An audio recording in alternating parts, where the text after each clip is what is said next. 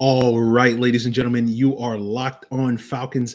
I'm your host, Aaron Freeman, and today we're reviewing the All 22 from the Falcons' 40-point loss to the Dallas Cowboys in Week 10, really digging deep into that topic of are the Falcons' struggles related to talent or are they related to coaching?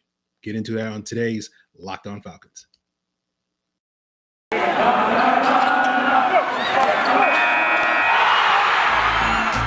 You are Locked on Falcons, your daily Atlanta Falcons podcast. Part of the Locked On Podcast Network, your team every day.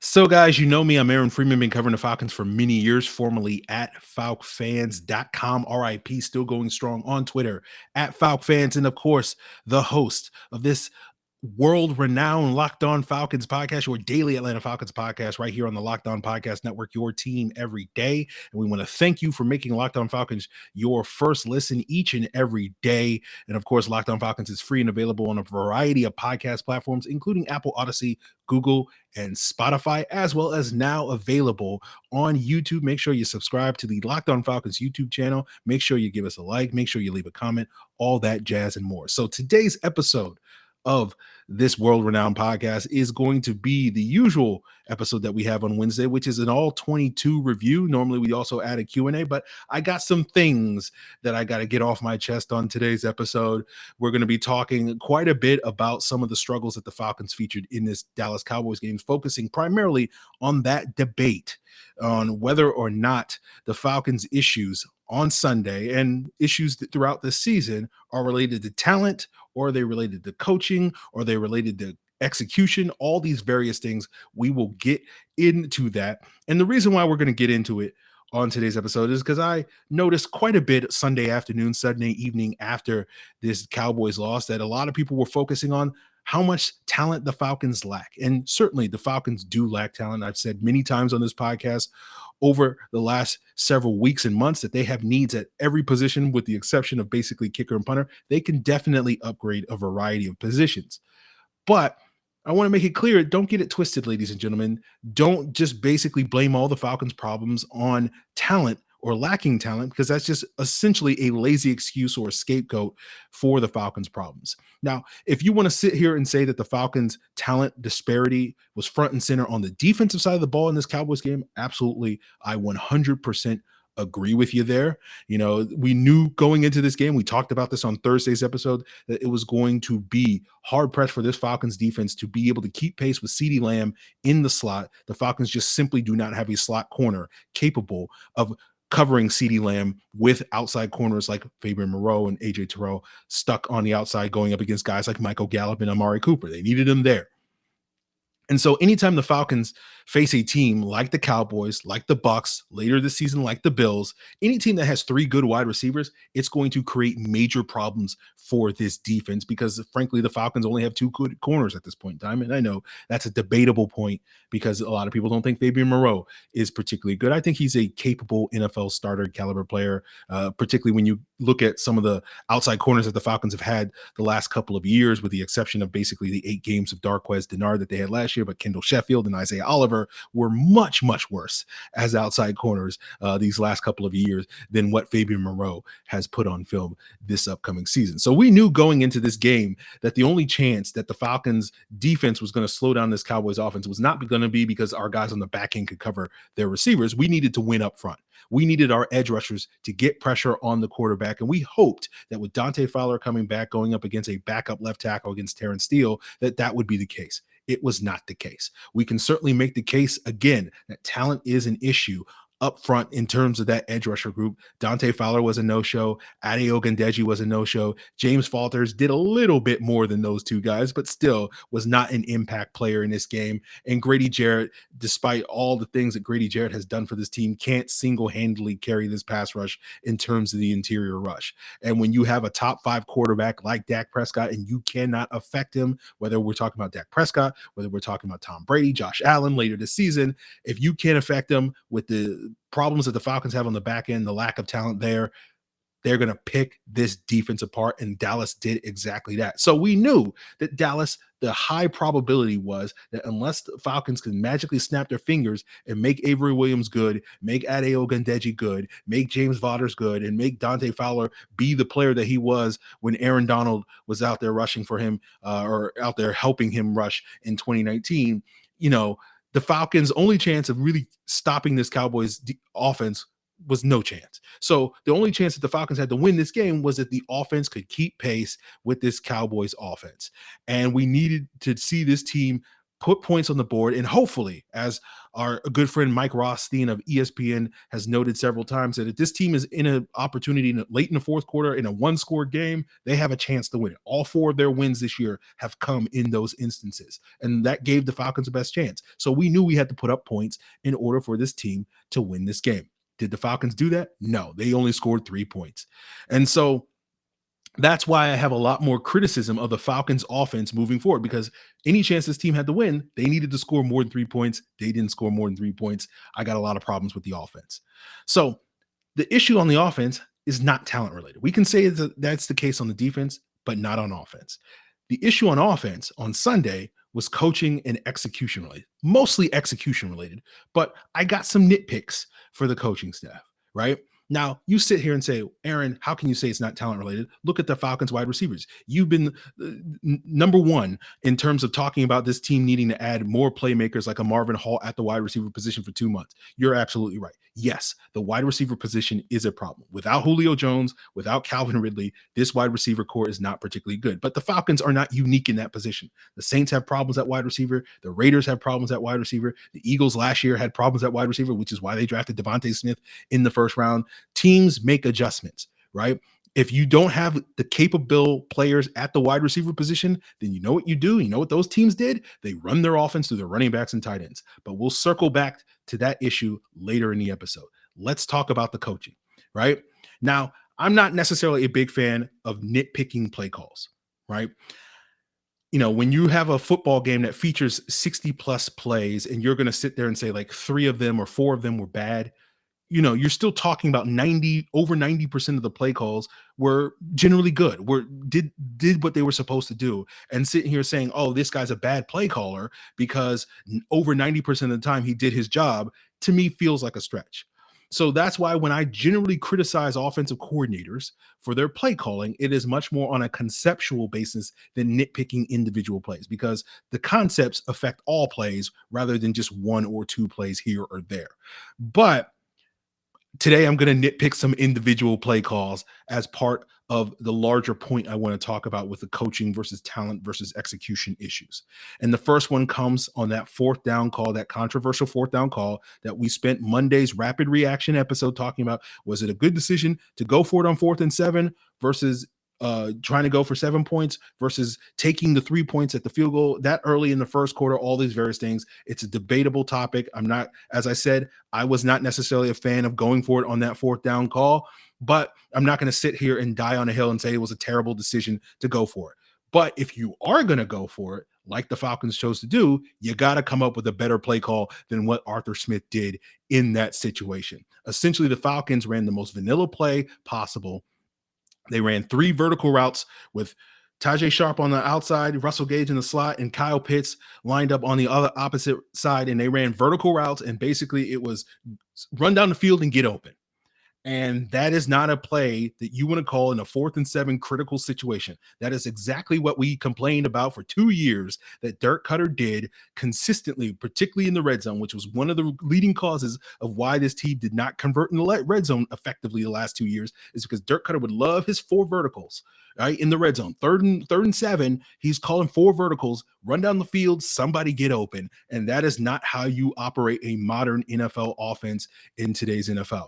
And at least in Dirk Koetter's case, he had the excuse because he had Julio Jones, he had Calvin Ridley. So at least theoretically, you can sit there and say it's a lot more forgivable to run the somebody get open when you have that level of caliber wide receiver when Dirk Koetter was doing it. When you have Arthur Smith, and we know that the Falcons wide receiver core is a problem, running that type of play call is bad news, right? That is what I mean when I talk about poor coaching.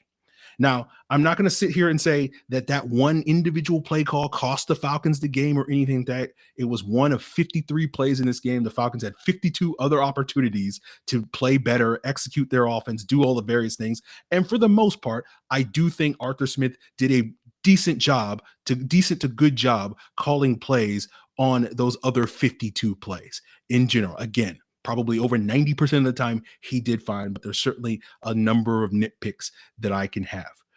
But the reason why the Falcons didn't convert that fourth down wasn't because they don't have the talent. It was because they had a bad play call.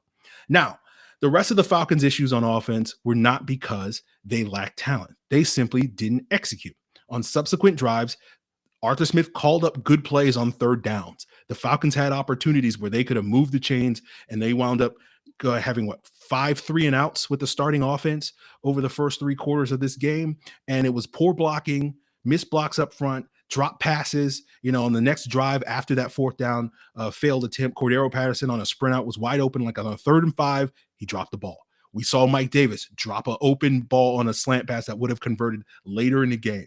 So there were lacks of execution. Matt Ryan missed a couple of throws, had a bad interception in the second half as well, right? So there were lack of execution, but it wasn't simply, these guys dropped passes because they lack talent. Mike Davis caught 60 passes last year. It's not because he doesn't have the hands to catch a football. We know Cordero Patterson can catch a football. So it was simply guys not executing, right?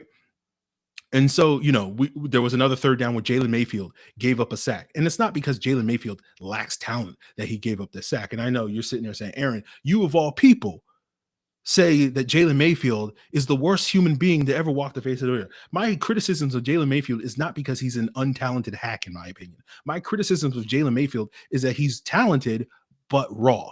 5 years from now, Jalen Mayfield may be a very good guard in this league. But until 3 to 5 years from now, he's going to be very raw. And for a team that needs an immediate plug and play, quality, polished starter to make this offense work, I question the decision to take a raw developmental player like Jalen Mayfield in the 3rd round. That's my beef with the Jalen Mayfield pick. Not is because he's untalented and he can't block and he can't play at this NFL level. That is the issue that I had with the Jalen Mayfield selection. That to me is not a talent issue, right? Now we're talking about the lack of execution that this Falcons had. The first interception that Matt Ryan threw in this game was a lack of execution. Olamide Zaccheaus did not make a good play on the ball on a contested throw. It was tipped to the defender, interception. Matt Ryan's second interception, that was on him. That was poor execution on the part of the quarterback. And I want to get further in to that particular play as it illustrates and reiterates a point I've made before about this team's ability to build up an offense and a defense in the future, given if they can maximize Matt Ryan's remaining time here, and why this play is basically a microcosm of why this team seemingly lacks the talent on defense. So we'll get into that as we continue today's episode. But before we get there, guys, I know sometimes you're stuck in bumper to bumper traffic. Today, you're probably stuck in bumper to bumper traffic if you're an Atlanta native, stuck on I-85, burning through a ton of gas, sitting here going, what is Aaron talking about on this podcast? But guys, I can't necessarily tell you that what I'm talking about is going to save you money in the future, but Getupside, a new free app, can help you save money on gas every time you go to the pump, because with Getupside, you get 25 cents back per gallon every time you fill up. Over time, that kind of savings can really start to add up, with some people making $200 to $300 a month in cash back with Getupside. And when you use the free Getupside app and use the promo code touchdown, you get a bonus 25 cents back per gallon on your first fill up. That's up to 50 cents back per gallon on your first fill up. Don't pay full price at the pump anymore. Download the free Getupside app and use the promo code touchdown when you sign up. That's Getupside, available on the App Store or on Google Play right now. Use that promo code touchdown to start saving every time you fill up. So as we continue today's episode, I want to make this point clear because I'm very passionate about these things, and I know there's a tendency, it's hard to really get into nuance, even though, I have 30 minutes to do so, although I'm probably going to take a little bit longer than 30 minutes today. But, I want to make this clear. I'm going to be talking about a couple of plays. I'm not going to sit here and say that these two plays define everything about the team or Matt Ryan or anything like that. But I think these two plays do perfectly summarize some of the points I've made previously on the podcast, particularly at the end of Monday's Rapid Reaction podcast, talking about this team's ongoing struggles to try to find a balance in terms of building up their offense versus building up their defense. And let's talk about the 3rd and 7 play before this 4th and 7 play that we previously discussed. On that play, the Falcons ran a 3-by-1 set with 3 wide receivers bunched on the left side and 1 wide receiver singled up on the right side. That was Kyle Pitts. And on that bunch side, Russell Gage, the receiver that is incapable of getting open, according to a lot of folks, is untalented, got open on that play and probably could have converted if Matt Ryan had seen him. But Matt Ryan came out of the huddle seeing, hey, I got Kyle Pitts singled up on this play. He's going up. He's my number 1 wide receiver going up against the Cowboys' number 3 cornerback and Jordan Lewis. I'm going to him. And I don't have a problem with Matt Ryan making that decision. Generally speaking, I think Matt Ryan deserves the benefit of the doubt on like 95 out of 100 decisions that he makes. There's probably like 5% of the time, you can question his decision making there. But this is not one instance where I would question the decision. I'm just pointing out that Russell Gage did get open on that particular play. Matt Ryan just decided not to throw to him. And so Matt Ryan's expecting his number 1 guy to beat their number 3 guy and separate on an out pattern. Kyle Pitts did not separate on the out pattern, and Jordan Lewis broke up that pass. Okay. So that to me is an execution issue, right? We know Kyle Pitts is the talent to beat a number 3 corner. He just didn't. That's an execution issue. Let's move on to Matt Ryan's 2nd interception. And this was a play where there was legit pressure in his face. Again, an execution issue on the part of the offensive line, looking at you, Caleb McGarry. And that explains why Matt Ryan was off target, throwing high and behind Kyle Pitts on a crossing route over the middle on this particular play. But you're going to have pressure in your face and you're going to have to make throws. Dak Prescott made a heck of a throw on one of his touchdown passes with pressure in his face. I think it was the 2nd CeeDee Lamb touchdown that he made, where he just laid it up with pressure in his face and made the throw, right? You got to do that if you're going to be a high-level NFL quarterback. And again, I'm not trying to sit here and say Matt Ryan's not a high-level NFL quarterback, but this is part of the job. You get pressure in your face, you got to make throws. So on this particular play, you know who was also open? Kyle Pitts was open on that play. So Matt Ryan didn't make a poor decision throwing the ball to Kyle Pitts, but Tajay Sharp, the other untalented Falcons wide receiver, was wide open on that play on the wheel route. And basically, if Matt Ryan had seen him and thrown it up to him and Tajay Sharp had made the deep safety miss, he would have walked in for probably like a 60-yard touchdown on that play, right? But Matt Ryan doesn't see him because he sees Kyle Pitts and he says, I got my guy. He's my number 1 guy. He's wide open. But Matt Ryan misses the throw. Lack of execution, right? So again, not blaming Matt Ryan for this play. You just got to execute better. But this to me illustrates the point I was making earlier this week on the podcast, where we talk about Matt Ryan. I called Matt Ryan a game manager, which is a pejorative term, but this to me is a microcosm of the issue that we have seen throughout Matt Ryan's career and why I think it's important for this team to surround Matt Ryan with premium talent. Because we know, historically speaking, whether it was Roddy White at the beginning of his career and Julio Jones for basically the last decade, that if you just give Matt Ryan one weapon to throw to, he is going to lock on to that guy.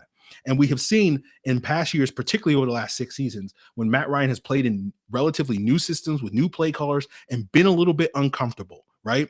He has a tendency to lock even more on that number 1 guy. That was especially problematic in 2015 when he was learning a brand new offense, uncomfortable in the Kyle Shanahan system. And he was basically, I'm throwing the ball to Julio Jones, double, triple covered, doesn't matter. Not even looking at Roddy White at all that season. I'm going all in on Julio Jones because he's the one guy. I don't understand what this play call is asking me to do. I don't understand my reads on this play. I'm going to the one guy that I know is going to get open.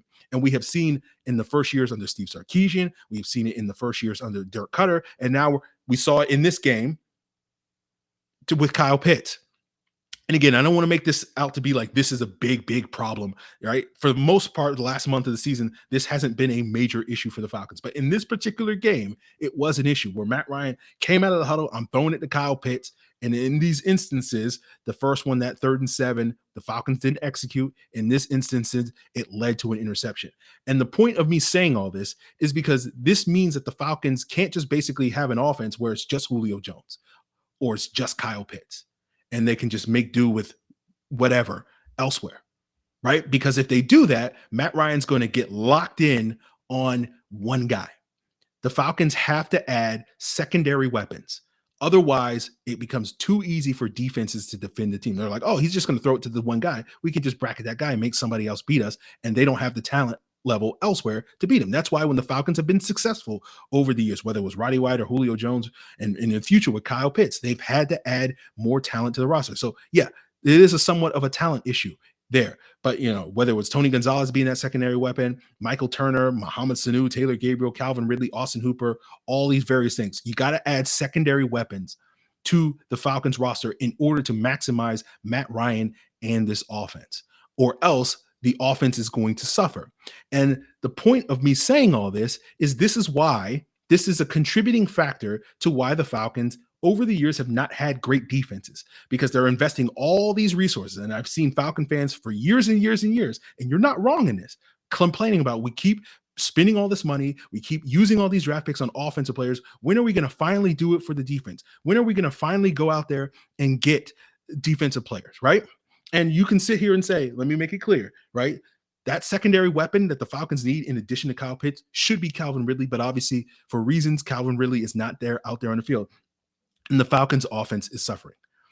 But the point is, right, you guys sat here and said, oh, Thomas Dimitroff is a bad general manager. Dan Quinn is a bad head coach because they keep neglecting the defense. Yet, the reason why they keep neglecting the defense is this very fact, because they understand, certainly better than a lot of fans do, that you can't just simply put one guy out there for Matt Ryan. They understand better. They're watching Matt Ryan just as much as we are, right? And they probably know a little bit more than we do. And they know that you can't just basically give Matt Ryan one weapon and think it's going to work, right? And so every resource, every free agent dollar that they spend on offense is a free agent dollar they can't spend on defense. Every premium draft pick that they invest on offense is a premium draft pick that they can't invest on defense. And again, Falcon fans, many of you know this better than anybody because you've been complaining about this for years and years. Now, before you get mad at me, I know some people are going to hear this and say, Aaron's saying that the reason why the Falcons have a bad defense is because of Matt Ryan, and they're spending too much to prop up Matt Ryan. That's not what I'm saying, guys.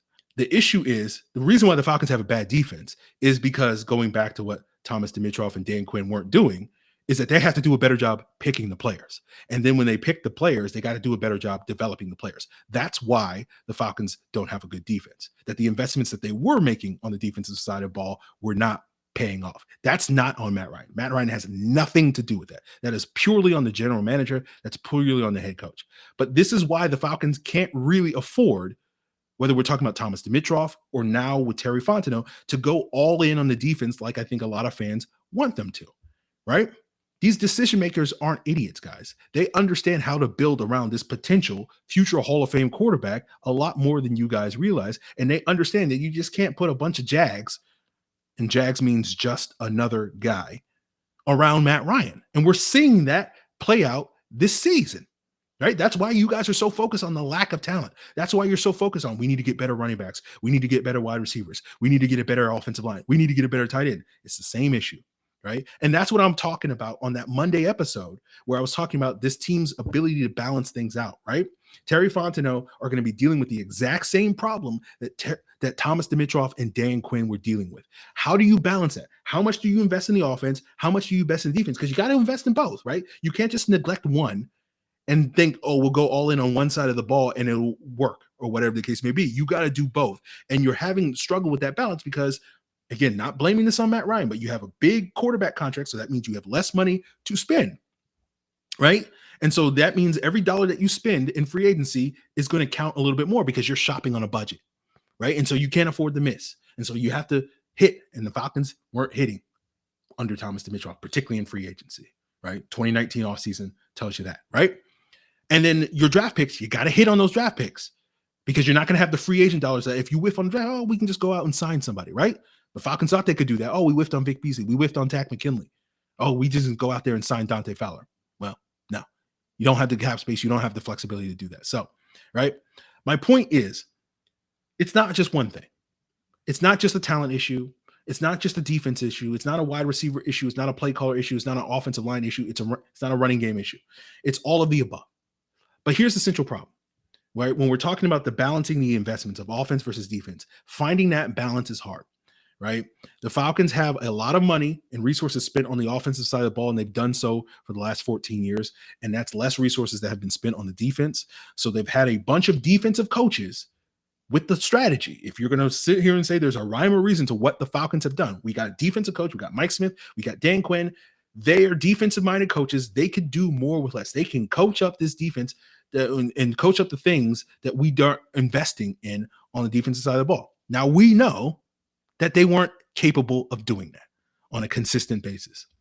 So we sit here and say, hey, it's a lack of talent. It's a lack of talent. We need more talent on that defensive side of the ball. And I will sit here and say, you're absolutely right. As I said earlier, you're absolutely right. The Falcons need to infuse their defense with more talent, right? That's going to help address. We'll see if it solves it. Because again, it's going to boil down to, do you pick the right players? Do you develop those players? But we'll see if that helps resolve some of these issues on the defensive side of the ball. So now you have an offensive-minded coach, right? You have Arthur Smith in your offensive-minded coach. And you say, okay, well, now we have an offensive-minded coach. We can invest more resources in the defense, and Arthur Smith can pick up the slack on offense. He can do more with less on the offensive side of the ball. And the core of my beef is that Arthur Smith is not really doing that right now, right? And that's not a talent issue. That is, again, the same issue that we had with Mike Smith and Dan Quinn, a coaching and development issue, and how the Falcons use Hayden Hurst, or really not use Hayden Hurst, to me perfectly summarizes this problem. And we'll get into that as we continue today's rant episode of Locked On Falcons. But before we get there, guys, I want to let you know that the best tasting flavor of the best tasting protein bar on the market is back. Coconut Brownie is back, the winner of the Built Bar March Madness Best Flavor Tournament. I'm a big fan of coconut, but I know not everybody is. But I do know of some Locked On hosts in the group chat that said they were nearly converted after not being big fans of coconut based off of the coconut brownie chunk flavor. And if you love chocolate and coconut, I guarantee you'll love coconut brownie chunks. So go check it out. Even if you don't love coconut and chocolate, there's a decent chance you might get converted. So even if coconut is not your bag, you still got great flavors at built.com, like blueberry muffin, paranormal pumpkin, peanut butter brownie, salted caramel, raspberry, double chocolate, and many, many more. Built bars are great because they taste just like a candy bar, but you get none of the guilt because they're healthy too. They're low in sugar and low in calories, high in protein, high in fiber. Head over to built.com, use the promo code LOCKED15, and you'll get 15% off your first order. That's promo code LOCKED15 for 15% off at built.com. Now, I also want to tell you about BetOnline, the number one spot to get in on this Falcons-Patriots Thursday night action. Head over to the website at betonline.ag and sign up and use the promo code Locked On for a 50% welcome bonus. That means if you deposit $500, you get $250 in free money to play with. Thursday night, the Patriots are favored by 7.5 points against the Falcons. Will the Falcons cover? You guys know I have no idea, but you could check out some prop bets, and I can give you a little bit of a recommendation there. I saw that the odds are a little bit better that the first score of this game will be a Falcons field goal rather than a Falcons touchdown. And we got to remember, the Falcons have yet to open a game with a touchdown this season. So that seems like a decent bet if you're going to go in the direction of props. But whether you go in that direction or another direction, we know that BetOnline is the fastest and easiest way to bet on all your favorite sports, whether it's football, boxing, basketball, all the way to your favorite Vegas casino games. Don't wait and take advantage of all the amazing offers available at BetOnline, your online sportsbook experts. So guys, as we continue today's and wrap up today's Locked On Falcons, I know I'm going to get a lot of pushback. I know a lot of people are going to be like, hey, Aaron, you got to be more patient. It's not about me being impatient, guys, with Arthur Smith. It's about understanding that this is going to take some time. I get that, guys. It's not a lack of patience. I know that's what people said in week 3 when I was complaining about this. We're going to say now. Already in the comments, I'm sure. Already sending those angry emails. Got to be patient, Aaron. Not fair. I get that, guys. I understand what Arthur Smith is trying to do. He's a chef opening up a restaurant, and rather than putting together this massive Cheesecake Factory level menu with 43 pages and 658 items, he's like, we're going to have basics. We're going to do the basics. It's going to be a little vanilla, going to be a little basic, but we got to learn the fundamentals. We got 2 appetizers, 2 entrees, and a dessert. We're going to have 5 items on our menu. We're going to cook these things until we master these things, and then we'll expand the menu. And that's what the Falcons are doing. right? This year 1 is their 5-item menu, and maybe in year 2 and year 3 they can start expanding the menu. I get that, guys. I'm not sitting here saying how dare they not put together this Cheesecake Factory level menu already out the gates. I understand the patience, but as we build towards that, as we sit here and say we got to get more talent in the building, and we got to upgrade positions. No doubt about it. This team has to get more talented players in this building, but don't get it twisted, ladies and gentlemen. Don't sit here and convince yourself that, hey, Arthur Smith is all these things are going to come together once we get more talent in here. Once we get better ingredients for this restaurant, all of our food will start tasting good. The cook's got to cook. Because when you look at this talent level, you got to get more out of the talent that you have. We're not going to be able to solve the talent problem until March and April. What do we do in November, in December, in January? You got to tell me before I start giving you first and second round picks to play with that you can get more out of the talent that we currently have. Because we sat here with Dan Quinn and gave him first round picks, gave him second round picks, gave him third round picks on defense, and he didn't get the most out of that. It wasn't a talent issue that the Falcons had under Dan Quinn with the defense. It's coaching, right? As you guys are quick to point out. And to me, I'm looking at the offense and I'm sitting here saying, hey, man, look at Hayden Hurst. You guys killed Dirk Cutter for how he used Hayden Hurst last year. What do you think about Arthur Smith? I'll give you an example. Look at Sunday. Hayden Hurst ran 7 routes, guys. Talking about, hey, if you have bad wide receivers, you have untalented wide receivers, I agree with you. Falcons need more talent level at the wide receiver position. Why I've been talking about John and Brown and Marvin Hall for 2 months. But if you don't have the talent at wide receiver, then run your offense to the running back and tight end position. So what do the Falcons do? They don't run their offense to the tight end position. They have Hayden Hurst. He's a waste. He's being wasted. He ran 7 routes, guys. Why? Because Lee Smith was out for the game, and Arthur Smith went to Hayden Hurst and said, you're going to block today. You're going to be Lee Smith, even though the reason why you acquired Lee Smith is because you didn't trust Hayden Hurst as a blocker. The reason why he got traded from Baltimore, because he couldn't block. You're putting the player, asking him to do the thing that he's least good at every single time he steps on the field. This is, to me, what we're talking about when you're not maximizing the talent that you have. Hayden Hurst was a productive tight end for the Falcons last year at the end of last season. He had 3 touchdowns in the last 3 games, catching 4 or 5 passes a game. Doesn't get a target, and you're sitting there saying, oh, because he's not good enough. No, it's because he's being miscast in this offense. So when we look at the talent that they have, you're probably saying, okay, Aaron. Tight end, okay, I get that. Okay, you got a point there. Arthur Smith's got to do a better job with tight end. But the running backs are trash. Are they? Go look at what Wayne Gallman and Mike Davis did behind bad offensive lines in New York and Carolina last year. Don't give me that excuse that, oh, these guys can't play in the NFL. They can't produce in the NFL. But obviously, they're not producing. And you say, okay, well, the Falcons offensive line is not very good. I agree with you. The Falcons offensive line is not performing well. It's not because they lack talent. It's because they're not executing. Some of it is, though, they need to probably make a better adjustment coaching to run the ball more effectively. Not going to sit here and say it's going to magically make this into a good running game, but at least it's not going to be terrible. Right? You look at, they can't run left. Jake Matthews, as good as he's been pass protecting as a left tackle, been the opposite as a run blocker this year. Been terrible. I won't lie to you. Jalen Mayfield, we've talked about his myriad issues and him being a questionable scheme fit and all that various thing. And I know PFF gave him an elite run blocking grade on Sunday against the Cowboys. And I watched the film and I'm like, I have no idea how he got that high a grade. He had some good run blocks in garbage time in the fourth quarter, but I have no idea how they graded him as highly as they did. And Matt Hennessy, 8th highest graded run blocking center in the NFL this year by PFF. I have yet to see a game where Matt Hennessy has made an impact as a run blocker on film this year. So I'm clearly missing something that they're seeing.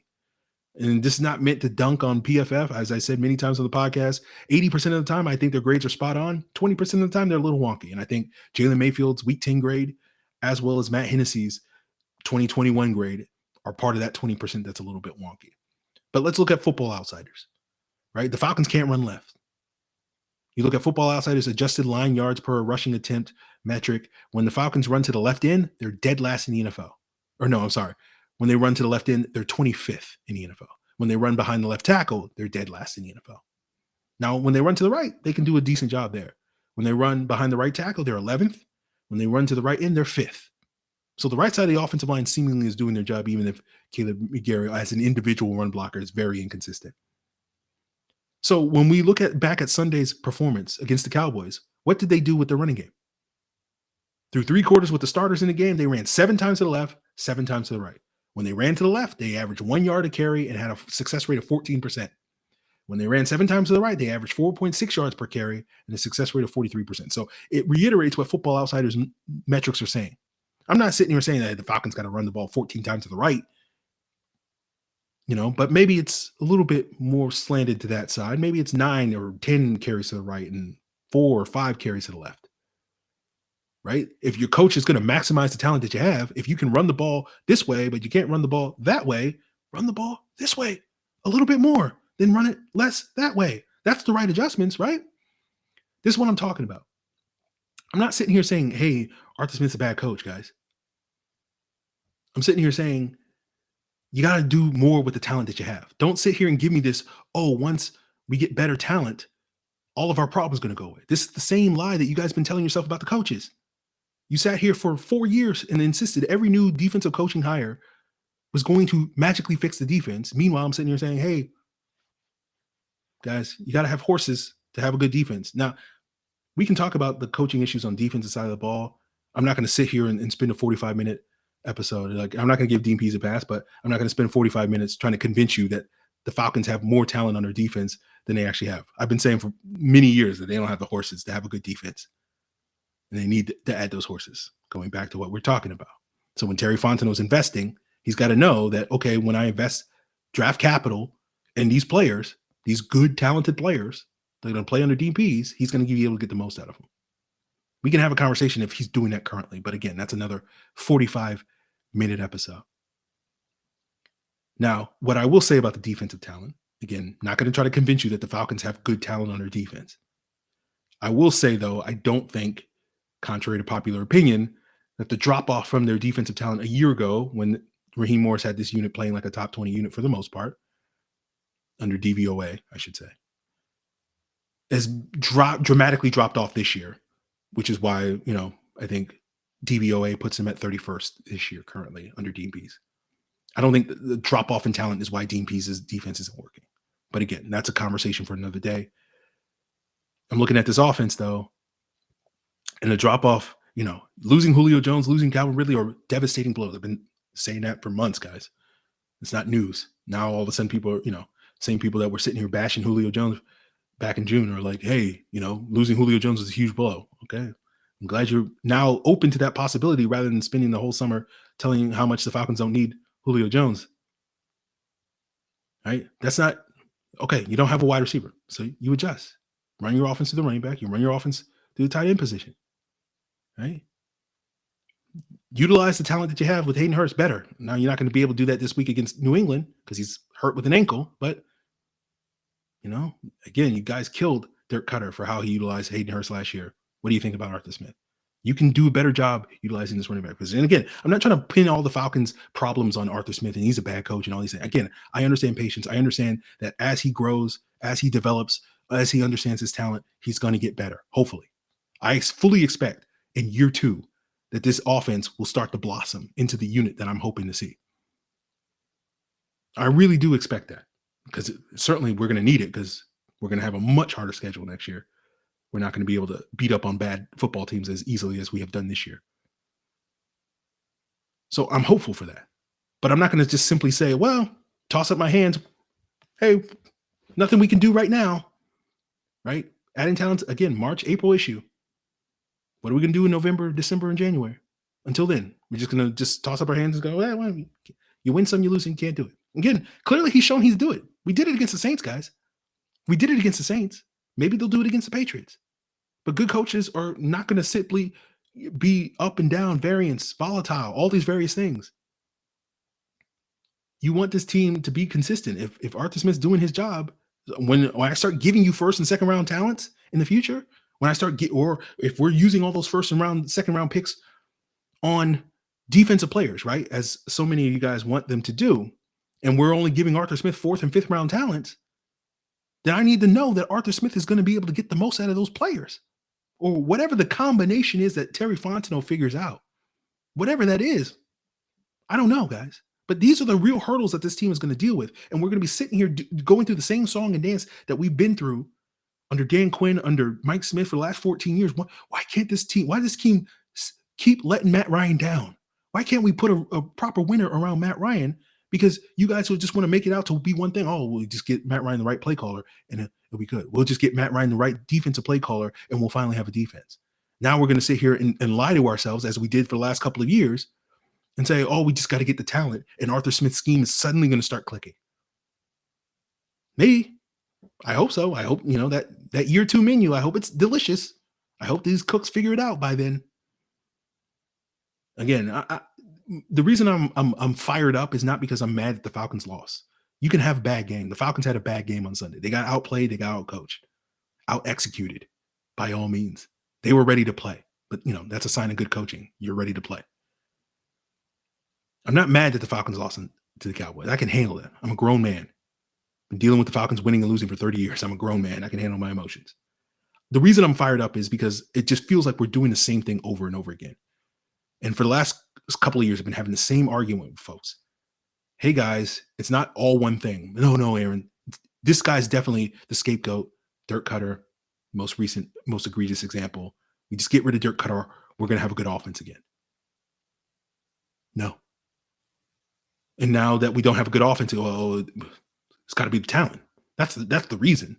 Right? You just keep ping-ponging back and forth to a different argument, and then you're sitting here 14 years later like, I don't understand why we can't maximize Matt Ryan's final years. If that's what you guys want to do, and again, I'm not saying that's not what I want to do. That's what the Falcons are going to do. But if you want to see Matt Ryan have the best twilight years of his career, whether that's 2 years, 5 years, or whatever, then these are going to be real issues. You need to understand that if Arthur Smith is going to maximize these last couple of years of Matt Ryan, he's got to make adjustments. He's got to deal with the adversity. And that's the point I'm trying to make, guys. Not trying to blame all the Falcons' problems on Arthur Smith or the coaches or all these various things, but these are the things that you have to do better if this team is going to do better than what they have done over the last 14 years, which is disappoint us over the next 3 years and not disappoint us. That's why I'm fired up about it. Because I'm tired of having the same argument over and over again. We just keep moving the goalposts and ping-ponging to a different argument. Oh, it's coaches. Now it's a talent. Now it's the coaches. Now it's a talent. It's both. But you got to hold the coaches' feet to the fire when they deserve it. And certainly if Arthur Smith was getting the most out of Hayden Hurst and Russell Gage and Wayne Gallman and Mike Davis, and this team was still struggling offensively, you're damn sure I'd be sitting here, man, we need to get better players in here. And then Arthur Smith offense will work. But all these guys that were very productive, and again, I know very productive is a relative term, but relatively productive for their respective teams a year ago are not productive at all for the Falcons. And if we're going to simply sit here and say, hey, that's because we got to be patient and Arthur Smith's menu is limited. Okay. But I hope you're right because you haven't been so far, guys. And I know I'm talking to the people listening to the podcast, and I'm not accusing you guys, the people watching me on Locked On Falcons. I'm just accusing all the bloggers, all the podcasters, all the YouTubers, right, that are insisting to you, and you guys that are listening to the podcast hear that stuff and say, yeah, that makes sense. Because it's much easier to believe that the Falcons' problems are just, hey, man, we just get a couple first-round picks to walk in this door, and all these things are going to start clicking into place. That's what we've been buying into for the last 14 years, right? Hasn't worked out. Ask yourself the question, why? That's where we'll leave it, guys. Tomorrow we'll be back on a crossover Thursday to preview this Patriots matchup. Maybe the Falcons will rise up. It's not a talent issue if they play the Patriots. That's all I'll say. The Patriots aren't a more talented team than Dallas was, but New England's not. So we'll see if the Falcons coaching staff can get this talent to rise up to the talent, or really the coaching of the Patriots that leads to their success. Got to get outcoached. Got to outcoach Bill Belichick. Tall order for you, Arthur Smith, but we'll talk about it on tomorrow's episode. And in the meantime, if you want to make a little bit of money on the side, whether it's football, basketball, whatever the case may be, Locked On Bets has you covered with handicapping expert Lee Sterling giving you his locks of the day, his daily picks, his blowout specials, all that jazz available on a variety of podcast platforms. If you have feedback that you want to provide on anything I said on today's episode or anything you want me to talk about on future episodes, of course, you can do so on Twitter at Locked On Falcons, on Facebook at Locked On Falcons. You can send an email to lockedonfalcons@mail.com. And of course, you can leave an angry comment here on YouTube, just like the rest of the world. So guys, appreciate it. Till then.